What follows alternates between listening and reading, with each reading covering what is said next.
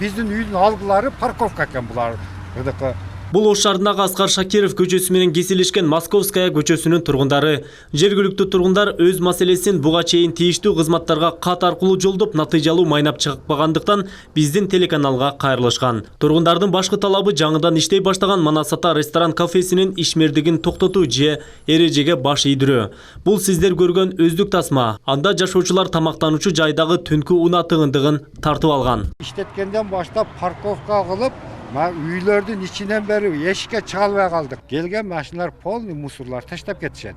Даже мына эмеле салфеткамен путтарын арчыгандарын таштайт. Баклажкага сийип таштаган аккуратныйлары сийип таштап атат. Жөнөкөйлөр жөн эле шырлап сийип кетип атат. Ошолордон бери алып кетет. Эми биздин балдар бар да, эми чыгып алып, олорду ичип албасын деп ошолор эметесин да. Тазалап апарып мусорга 2-3 пакет кылып таштайм. Мен күнүгө эртең менен ишке кетердин алдында. Жашоочулардын айтымында бул аймакта 100гө чукул адам жашайт. Көпчүлүк тургундар унаа тыгындыгынан жана ресторан кафенин айынан үйлөрүн сатууга коюп, тынч аймакка көчүүнү каалашат. Манасата ресторан кафесинин жетекчилиги тургундардын уруксатысыз курулуш баштагандыгына жергиликтүүлөр нааразы пикирде. Канализация бул биздин менчигиңер деп айткан, биз өзүбүздүн менчигибизде. Ушуга уруксатсыз мына азыр канализациясы толуп калган болсо чукулап атышат. Уруксатсыз кошулуп алышкан. Тем более кафе бул. Мына дым уже тойгазып ташады. Тамадарыбызды богуп атат, грязь, везде баклажки. Пьяные люди оскорбляют. Ничего мы не можем сказать. Машины к дому мы заехать не можем, потому что машины ставят, попробуй слово скажи, нас на трибуку посылают люди. Так не бывает же. Tualetini 5 so'm qo'ygan. Uni biz vayvat qilib yurib 5 so'mda oldirtirdik oxiri. 5 so'mga odamlar kirmasdan, asha bizni kech ertaman chiqsangiz неприятный bizga yashash. Hozir hammamizda объявление bor. Dom продается degan. Машинадан тышкары жөө адамдар өтүштү кыйын болуп калды. Негизинечи, кечинде дүткулар болуп турат аябай бул жерде. Каластар телефонда да бар, тартылганыбыз бар да. Тургундар маселесинен соң Манасата ресторан кафесинин жетекчилигине барып кайрылдык. Келе албайсыз. Сен өзүнүн номерин таштап кет. Урматтуу көрүүчүлөр, бул кафе ресторандын ээси бизге маалымат берүүдөн азырынча баш тартты, өзү Бишкектейлигин айтты. Бирок номерин сурасак берген жок бул жерден кызматкери. Ал өзү биздин телекомпанияга барып, бүгүн информация берем деп убадалап, биздин номерибизди сураптыр. Күндүн экинчи жарымында Манасата тамактануучу жайдын жетекчисинин юристи маалымат берди. Ал бул жайдын чыныгы ээсинин жана аянтынын жалпы көлөмүн айткан жок. Бирок жарандар көтөргөн маселени негизсиз деди. Бүгүнкү күндө эң чоң саянкалардан, парковочный немелерден ошол ресторан Манасатаныкы экен. Канча машинасынын басын мен азыр сизге точно айта алам, эсептеп чыккан эмеспиз. Ошол жерде эле кафеси бар, анан да какой-то мастерскойсу барлар постоянно жазып атыптыр. Возможно, бул конкуренция деп ойлоп атам. Машинаны мен үйүм жанына коюп ал дегенде оны түшүнүш керек. Кантип койду? Үйдү даже чыга албай атабыз деп. Ошончолук машинаны үйүнө такап койгон болсо, ГАИ чакырбайбы, ошол жерде участковыйды чакырбайбы. Ал эми шаардык мэриянын шаар куруу жана муниципалдык менчик бөлүмүнүн башчысы Алтынбек Пирматов ресторан кафе мыйзамсыз курулуп, тийиштүү документ кагаздарын албагандыгын айтат. Курулуш боюнча айтып кетсем, действительно курулуш мыйзамсыз болгон. Ал үйдү, ал имаратты куруп жатканда архитектура башкармалыгынын жеке турак жай үй куруп атабыз деген уруксат кагазы менен курулган. Бирок бүгүнкү күндө ал курулуш иштери бүткөндөн кийин соода кафе катары иштеп жаткандыгына иштеп жаткандыгы мыйзамсыз. Ошондой эле жер тилкесинин максаттык багытын жеке турак жайдан калкты тейлөө эле коммерциялык багытына өзгөртүү зарыл болгон. Кандай без документти ол жерге ресторанды куруп алып, анан иштетиш мүмкүн. Налогтор төлөнүп атат, ишчилер иштеп атат. Канча адамдарга биз иш бергенбиз. Кантип эле без документ ошонтип келейген немени куруп алат ал жерге. Документи бар да, неге жок? Документи болбосо кандай? Уже силерден мурун эле келбейби эле немелер? Специалисттер, бул ким куруп алды, бул кана документ депчи. Шаардык медиа кызматы Манасата ресторан кафесинин ишмердигине уруксат бербегендигин айтса, тамактануучу жайдын юристи баары мыйзамдуу деп билдирүүдө. Тийиштүү документтер бар. Учурда бул маселени шаардык прокуратура кызматы карап жаткандыгын Алтынбек Пирматов кошумчалады. Адыл Акжол уулу, Самат Сейдамат уулу, жаңылыктар.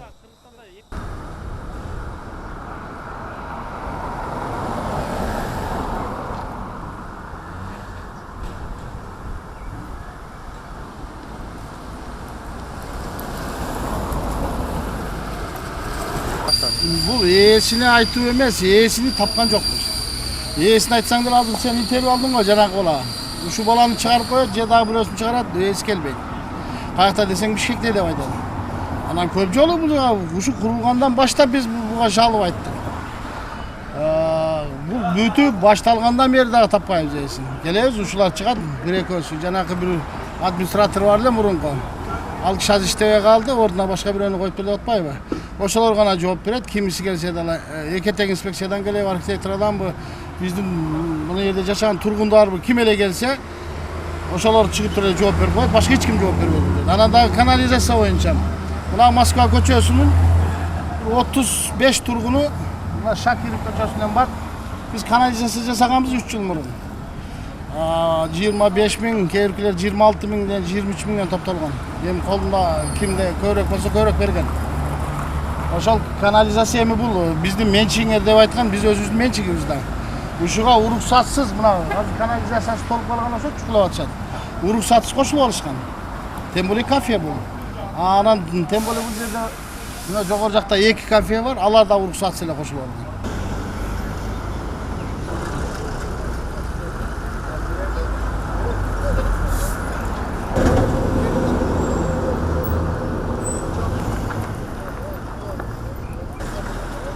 Эми бул жерде кандай десек, машинадан тышкары жөө адамдар өтүш деле кыйын болуп калды негизиндечи. Кечилесе дутпулар болуп турат аябай бул жерде. Каласар телефондо да бар, тартылганыз бар дачы. Мына жерде 2 дутп болгон. Гайлер деле барды билет бул жердечи. Мына жерге үйгө коопсуздук аябай жаралган.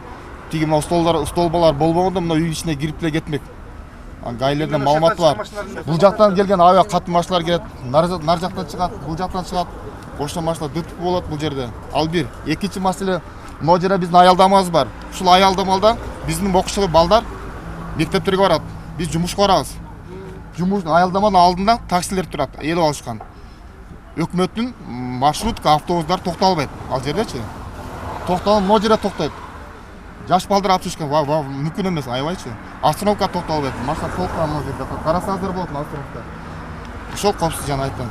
Ал бир Жаркынбек ушул көчөнүн тургуну. Экология коопсуздугу жоон айтсак, мына өзүңүз эле көрүп турасыздар, мына мороженое саткандар таштап коет, пиво идиштери. Эртең күнүнө кошуналар болуп бул жерден биз таштанды чогултабыз бул жерденчи көчөдөн.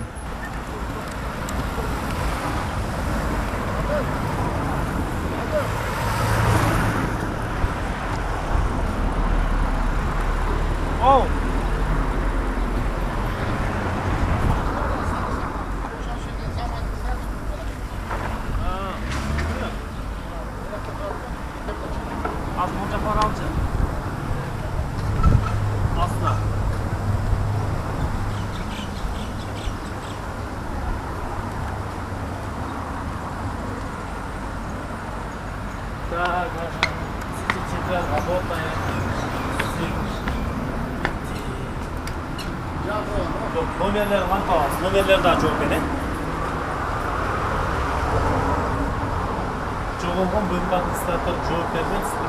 Кандай чатсат? Жакта иштейсизби? Жок, бул хозяин уже келген өзү. Хозяин ушул жакта, биз канча жолу кышабыз хозяинге? Биз Оштыбыдан келдик, да? Он разборщик этот товарищ. Алло. Да. Вот этот мужик. Мен бош эмес эле. Разборщик экен бул. 1 сааттан кийин. Разборка не ходил постоянно, ругаться будем. Буга ругаться. Нема ругаться будем. Ты всегда выходишь же ругаться? Как всегда. В тот раз ты меня тоже обзывал здесь, как хотел. Ты же разборщик.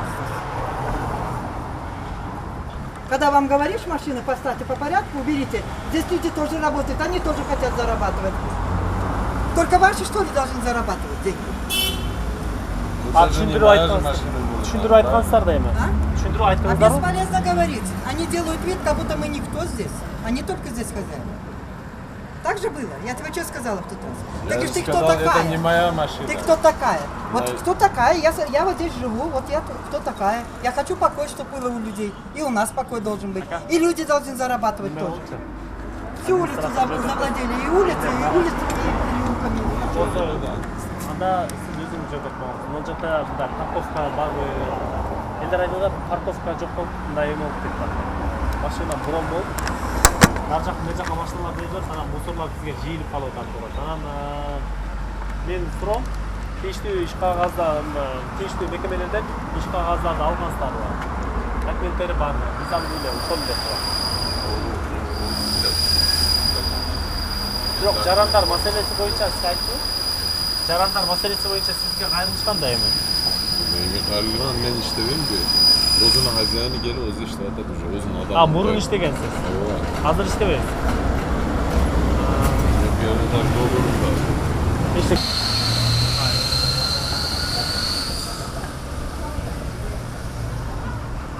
Telefon nomerini olib qo'ydi. O'zini boraman. O'zini boraman. nega oshtu? Men mага эле бере бермейсизби номер? Gel. İşleysin. Oşto'da.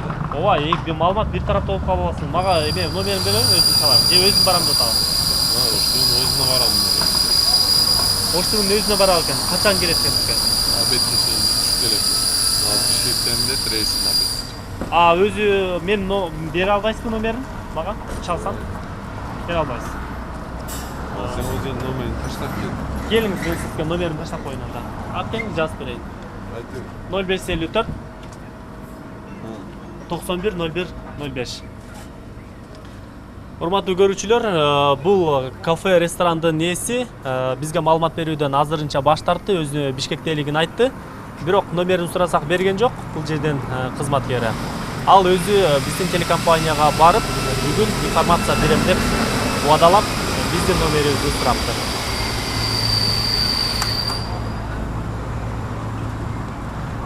Дым уже тойгазып ташады. Тамадарыбызды богуп атат, грязь, везде баклажки. Пьяные люди оскорбляют. Ничего мы не можем сказать. Машины, к дому мы заехать не можем, потому что машины ставят, попробуй слово скажи, нас на 3 буквы посылают люди. Так не бывает же. Людей тоже надо думать, не только же жить кому-то, а мы жители, которые живем давно, 40-50 лет здесь.